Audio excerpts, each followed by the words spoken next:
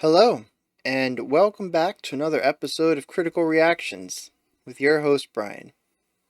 We are in the middle of what genre is this week, and we've had some interesting things up until now, including a Godspeed You track that intrigued me. I enjoyed it a bit, and a post-rock song that emotionally drained me, and I could barely even speak about it. That was yesterday's Oathbreaker. Today, we have a Japanese band. The band is called A Crowd of Rebellion, all lowercase, and the song is Hanged Man A. Now, all of the A's are capital, everything else is lowercase, and there is an underscore between the N in Hanged Man and the A that comes after it. And it looks like a missing letter, so it kind of reminds me of the old kids game Hangman, where you guess letters to form a word. And that's the only thing that makes sense, because Hanged Band A, it doesn't make any sense to me, so. But I don't know. Let's get into this. Let's see what's going on with A Crowd of Rebellion.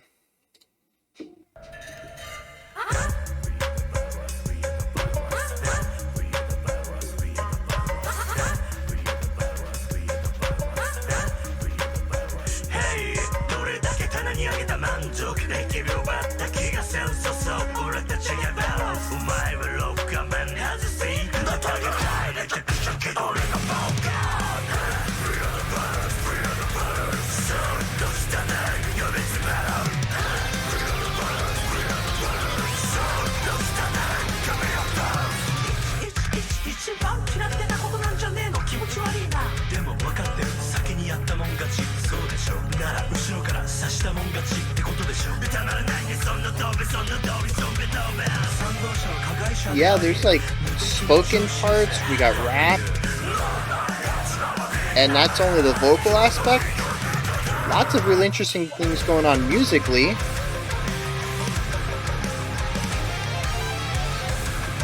Little bits of guitar shred. We've had like ambient guitar runs, like you would hear in nu metal.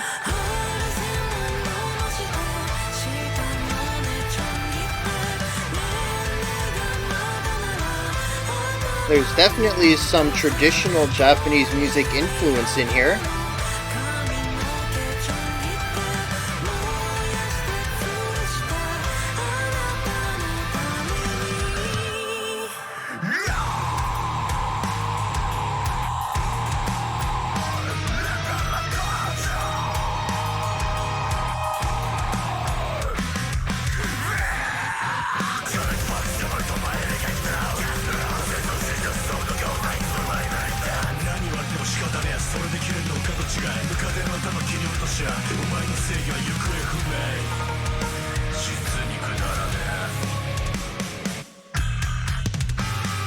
That bass tone, though.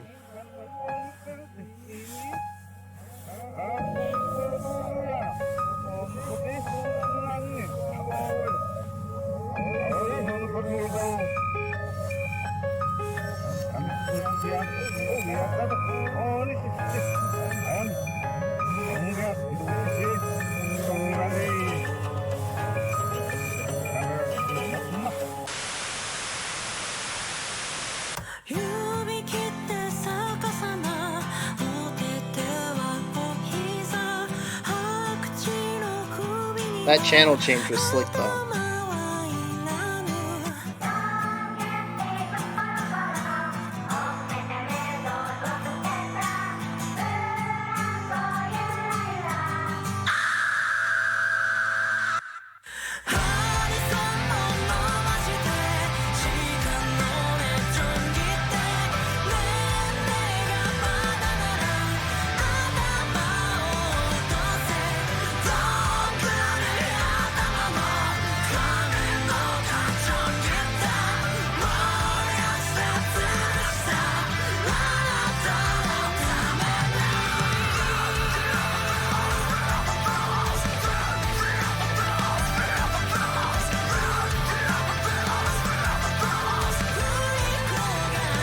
pretty sure I hear a shamisen there in the background a bit.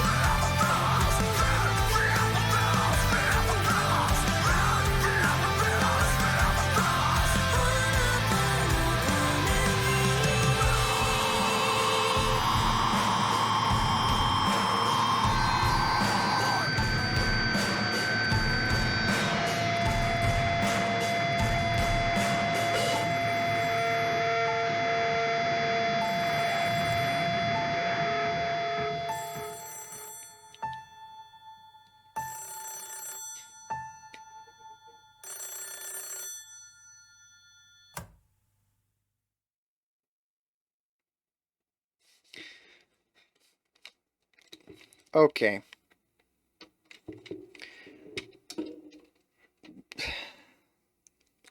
I've kind of made it a little bit of a game to try to guess these genres, even though I said I wouldn't.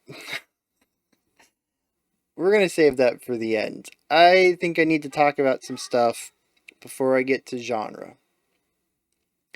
Now, this song specifically utilizes elements from a lot of different compositional genres, and even just sounds from different periods. We have electric guitars, we have clean singing, we have screaming, we have growls. The screaming would be fries. We have growls, we have rapping, and we have samples, we have drums, there's bass. I think that covered all the voices I heard. That's a lot of voices to cram into a single song. Um, a lot of it is sort of heavy lifted by the variety and the vocal work. However, like I said, on the instrument side, we still have the shamisen, the guitar, the bass, the drums. So between all those voices, we see some influence from a lot of different ideas. Like I said, we have the rap and hip hop influences, we have rock influences, we have classical Japanese music influences, we have pop influences, we have metal influences, and a bunch of metal subgenres. I specifically called out new metal at one point, and I wanted to call out hardcore, but I don't think that message actually made it to my mouth. I remember thinking it, but I'm pretty sure something else came in, and my brain started trying to figure out what was going on, and I don't think I actually said that bit. um, so yeah, there's a lot of stuff going on here as far as influences. Now, I think the interesting thing is not so much the fact that this all exists. We see that in a lot of modern prog metal. The early, I'd guess I really hate bringing this up. I feel like I have like six go-to examples for things that I talk about. But Ants of the Sky, it's I don't think you can really do it as as often as they do. As was that Between the Buried and Me? That song just went through like 20 different genres. And I feel like that's kind of what's going on here. So we've seen that before. I don't necessarily think that's the interesting part here, but I think what makes this stand out, especially compared to something like Ants of the Sky, is how everything still ties together. I think that's the really interesting part. There's a lot of really different things going on here, but it all feels cohesive in a way that I don't get from most modern prog metal. And I think the big thing that needs to be taken into account when we talk about that for Hanged Man A, is the way that they handle transitions. It really is the make or break between having a cohesive song and a disjointed song.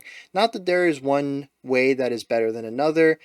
Songs are not immediately bad if they feel disjointed. If that's the emotion, if that's the feeling you're going for, what better way to do it than have really harsh transitions into wildly different musical beats, but I think that having the smooth transitions here is really what makes them stand out a bit, just because it does create more of a cohesive feel for the song.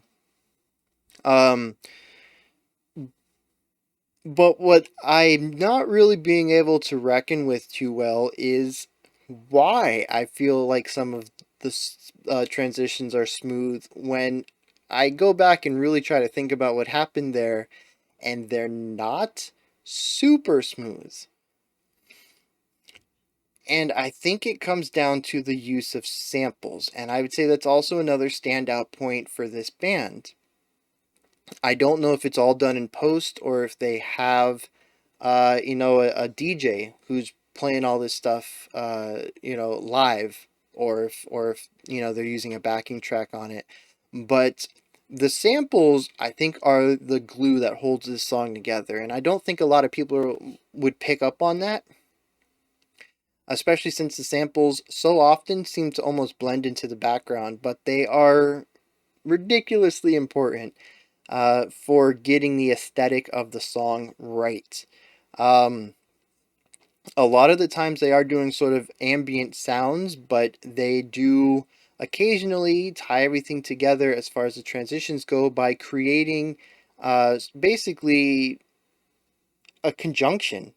If you're familiar with English grammar, the conjunction are words that allows you to bring sentences together into longer sentences. Stuff like or an or and sorry and or um, and they allow you to chain ideas without putting a period on them. And that's kind of what I feel they do here. There was one section where we went from I think it was more of like a rock solo, and we had the sound of TV static, and then that old timey sound that old TVs made when you change the channel on them, especially like the dial TVs, but before we had remotes. And I don't know, that one sample right there tied that together for me. It didn't feel like a harsh on the dime transition that would have given me that impression without the sample. It makes it feel connected, even though the music itself is not. There is a tie here. It's like channel surfing, right? If you've ever channel surfed late at night, which I understand, I'm dating myself a bit here. You don't channel surf nowadays, you binge watch. There's a big difference there, generationally. But back in my day, we used to channel surf.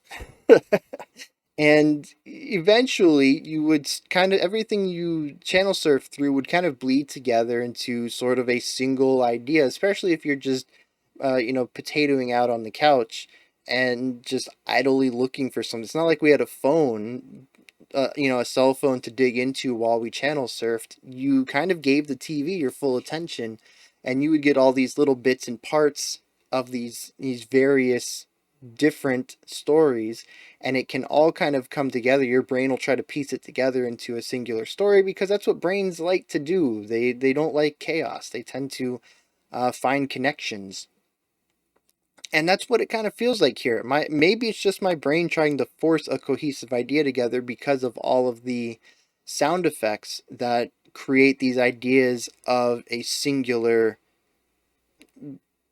I don't know, origin point for the music. My brain thinks it's all coming from a central idea and just trying to piece it together. And I suppose that could have happened. But yeah, those samples do a lot of work as far as at least minimally tricking my brain into trying to piece the song together. If not, it actually creating cohesion between the different parts. I do also like how they reuse ideas, and that might be uh, another aspect of the song that keeps it held together. One part specifically was sort of I guess it was like an acoustic section, and the vocal line was identical to a pop rock section in a later part. I think the acoustic section was like an acoustic guitar and the shamisen in the background with the singer, and then we did like a pop rock thing later with electric guitars and more chordal work rather than strummed notes, working more on chords with the guitars. Yeah, and they brought that back, and it created this. It felt like we were entering into a chorus, And the idea of having a chorus, a repeated section, even if the music behind it is different, is also going to, at least minimally, as I said, trick the brain into trying to find connections. Although I'm leaning towards the other side where it's not a trick. I think there's actually a lot of cohesion going on here. Maybe even some stuff I didn't pick up on consciously, but I subliminally picked up on that is tying everything together. So this, I don't know, my brain's treating this song like a puzzle. You know, where does everything connect from? By the end of the song, I should be able to find callbacks to stuff that happened at the beginning in several places, as far as I'm concerned, because of the way that my brain is sort of tying everything together.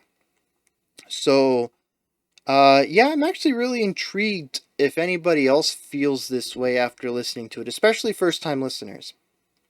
If you've never heard this before, hit me up in the comments. Do you feel like this is a cohesive track? Or do you feel that this is along the lines of Ant the Sky, where there's not much of a thread pulling everything together, that it is, pretty much just a bunch of different ideas smashed together with these very harsh, disjointed transitions. And they're only, viewed as a single song because that's how they're mixed. It's mixed as a single track. Um, yeah, I'm kind of interested because maybe I'm the only one who kind of feels it's cohesive, and maybe that says something about the way my brain works. I don't know. Um, I don't really. I mean, I guess I could talk a little bit about the instrumental work. I thought it was good. I don't think there's anything that really stood out to me. The guitar solo was pretty cool. I think it had a really nice melodic line to it, as far as not just shredding, but kind of telling a bit of a story. But I can't really say that it fit in too much with an overall narrative of the song because I don't really feel there was one. Um, like I said, everything does kind of feel like its own idea with these little callbacks to other ideas. So I don't really feel an overall emotional tone to the track. So I don't really feel like the guitar solo spoke to me on any level other than just being a fun little melodic line. I appreciate a lot of the variety in the vocal work. Um, there's got to be at least three vocalists in here. At least, maybe four, but I think they could get away with three. Just because most people's growls don't necessarily sound like they're cleans. So some of the male vocals I think could have been minimal. They probably could have been double tracked by the same person. Um, but yeah, the growl, the fry, and the clean male, I'd probably say two people, maybe one person just doing them all. And then we have a clean female singer. And yeah, but like just the variety that they get out of that.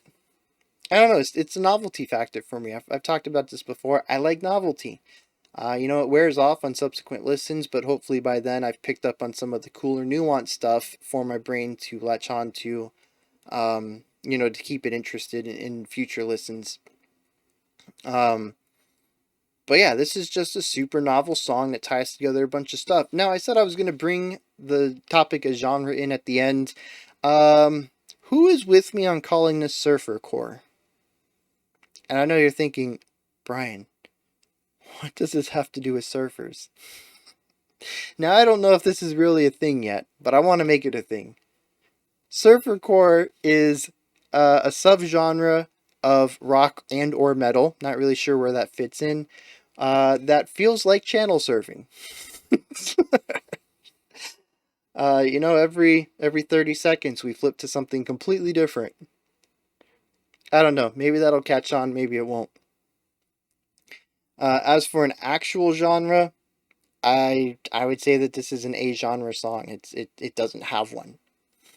It has too many inspirations from too many different ideas, too many different genres, not to mention the fact that it blatantly portrays so many genres. It's not even like it just has, pieces of this one, pieces of this one, pieces of this one, and they made up something new utilizing it.